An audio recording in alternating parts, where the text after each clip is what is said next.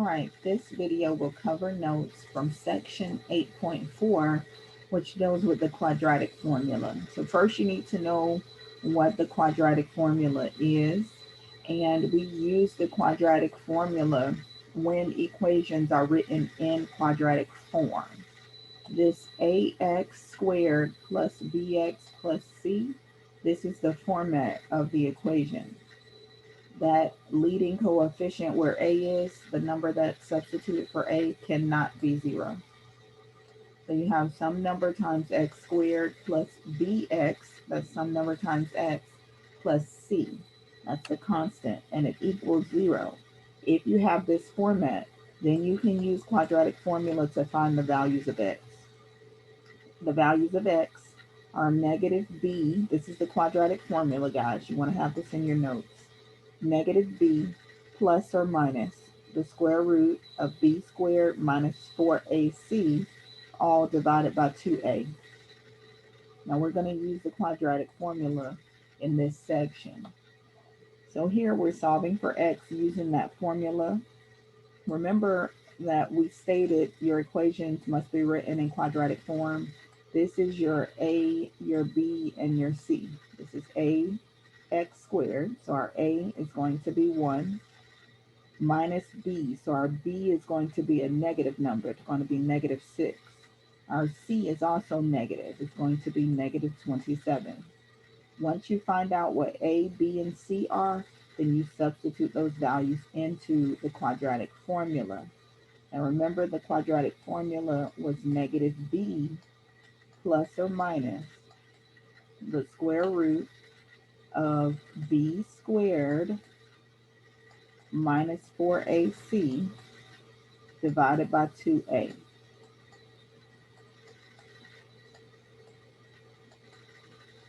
All right, so we substitute a, b, and c into the formula. We have negative, negative b. Our b is negative, so that's why we have a negative in front of the negative 6. And remember, a negative times negative will become positive 6. Plus or minus the square root of b squared. Our b is negative 6. Negative 6 squared gives us 36. Minus 4 times a times c. So 4 times 1 times negative 27. This is our a, this is our c. And 4 times 1 times negative 27, that's a minus in front of the 4, will leave us with positive 108. In the denominator, 2 times 1, this is 2a, gives us 2. So we'll simplify here. 6 plus or minus, we copy 6 and plus or minus, and underneath the square root, 36 plus 108 gives us 144, divided by 2. The square root of 144 is 12. So we have 6 plus or minus 12 divided by 2. Now, what does this plus or minus do for us? It allows us to get our two solutions. For the top, or the plus sign, we're going to use 6 plus 12 divided by 2. So 6 plus 12 divided by 2. And then with the minus sign underneath, we'll use 6 minus 12 divided by 2 to get our second solution. Now, when we use the addition, 6 plus 12 gives us 18 divided by 2. That solution is 9. When we use the minus, 6 minus 12 divided by 2 gives us negative 6 over 2. That solution is negative 3. So our solutions are 9 or negative 3.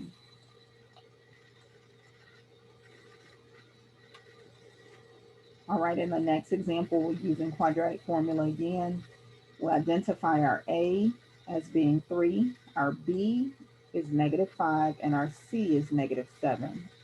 When we substitute those values into our quadratic formula, we get negative negative 5 plus or minus the square root of negative 5 squared minus 4 times 3 times negative 7. Our negative negative 5 becomes positive 5. And underneath the square root, we have positive 25. That's negative 5 squared gives us positive 25. And minus 4 times 3 times minus 7 gives us 84. Divided by 2a, that 2 times 3 gives us 6. So we'll simplify underneath that square root. 25 plus 84 gives us 109. So we have 5 plus or minus the square root of 109 divided by 6. Now we stop here because 109 is not a perfect square.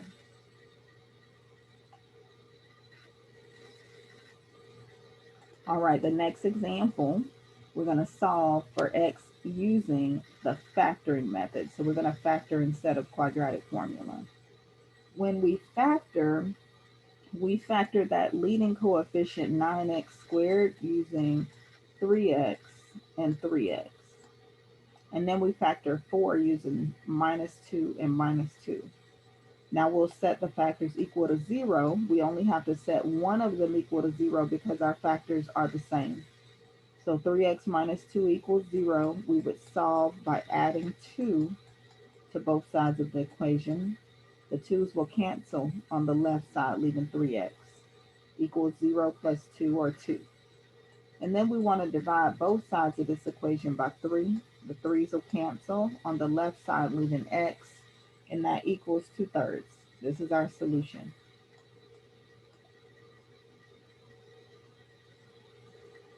So you can save yourself some time by factoring if the directions don't specifically tell you to use the quadratic formula. All right, here in this next example, we want to use quadratic formula to solve and see we're dealing with fractions. So we first want to get rid of these denominators. So we find our least common denominator of 6. That's the least common denominator between 2 and 3.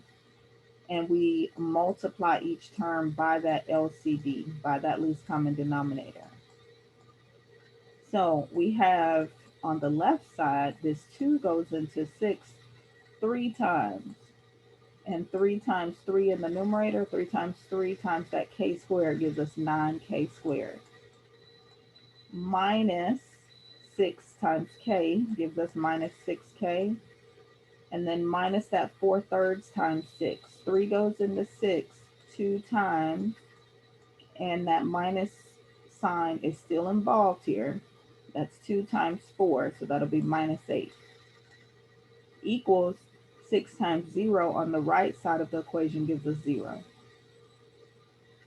Now we have our A, our B, and our C terms that we can use to solve using the quadratic formula. So A is positive 9, B is negative 6, and C is negative 8. We substitute A, B, and C into the quadratic formula, we'll get minus negative 6, that's positive 6, plus or minus the square root of negative 6 squared, that's 36, minus 4 times 9 times negative 8, that gives us 288. So underneath the square root, we add 36 plus 288, we get 324. And this is a perfect square. So we would simplify further. The square root of 324 gives us 18. So we have 6 in front, 6 plus or minus 18 divided by, in the denominator we had 2 times 9 or 18, so divided by 18. So we'll get our two solutions by adding those numerators and then by subtracting the numerators. So 6 plus 18, when we add the numerator, 6 plus 18 divided by 18, we get 24 over 18, which reduces to 4/3. When we subtract to get our next solution, we have 6 minus 18 in the numerator. That gives us negative 12 divided by 18. That gives us a solution of negative 2/3. So here are our two solutions. All right, in the next example, we want to use the quadratic formula, but we first want to distribute here. So we're distributing 4k times k gives us 4k squared. 4k times 6 gives us 24k, and it equals 6. However, remember quadratic format, we need this formula to equal, we need this equation format to be equal to 0. So we got to subtract 6 from both sides of the equation. The 6 will cancel on the right side. And on the left, we're left with 4k squared plus 24k minus 6 equals 0. Now, what we notice is that each of these terms actually can be divided by 2.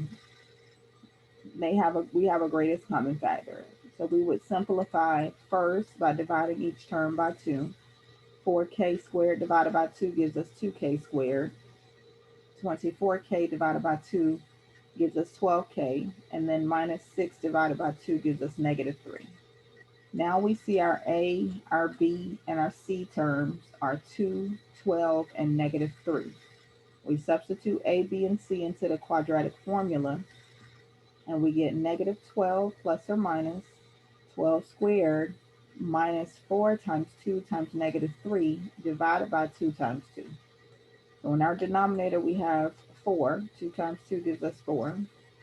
We have minus 12 plus or minus in the numerator, and then underneath that square root, 12 squared is 144, and the negative 4 times 2 times negative 3 gives us 24.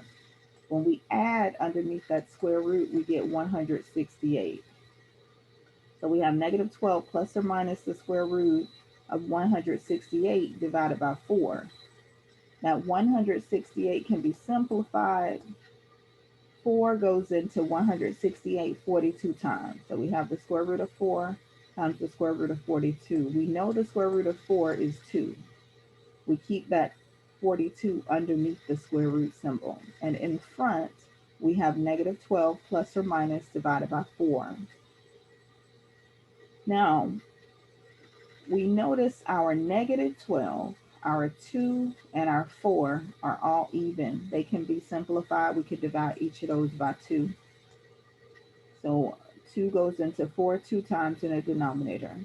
2 goes into negative 12 6 times, and 2 goes into 2 1 time. So we're left with our solution after we reduce as negative 6 plus or minus the square root of 42 divided by 2.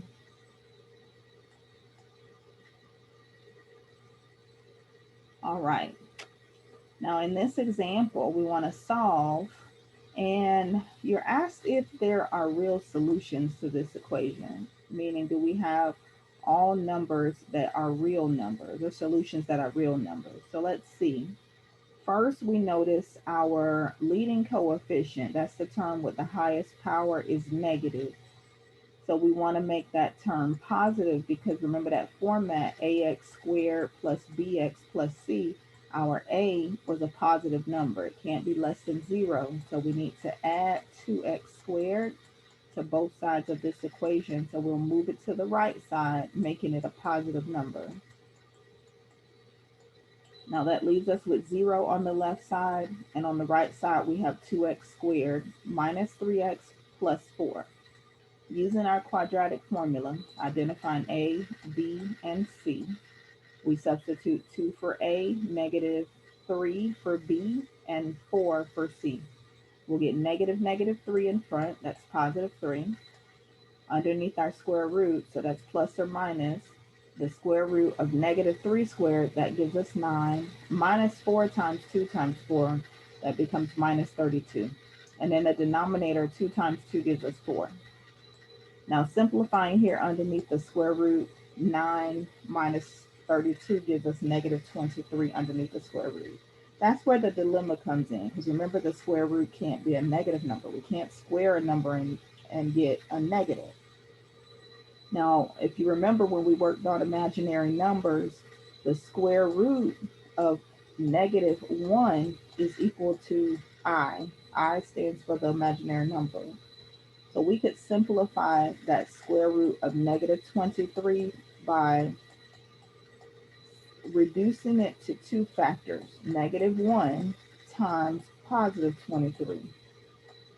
By us doing that, we would use this fact. We know that the square root of negative 1 is I, so we will pull that from underneath the square root and make it I outside the square root and keep 23 underneath the square root. So that's what we do here.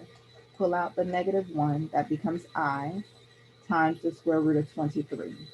And we keep the 3 in front, so we got 3 plus or minus I times the square root of 23, and we keep the 4 in the denominator. Our final answer we see is 3 plus or minus I times the square root of 23 divided by 4. All right, in our next example, we got to distribute first again. So x times x gives us x squared.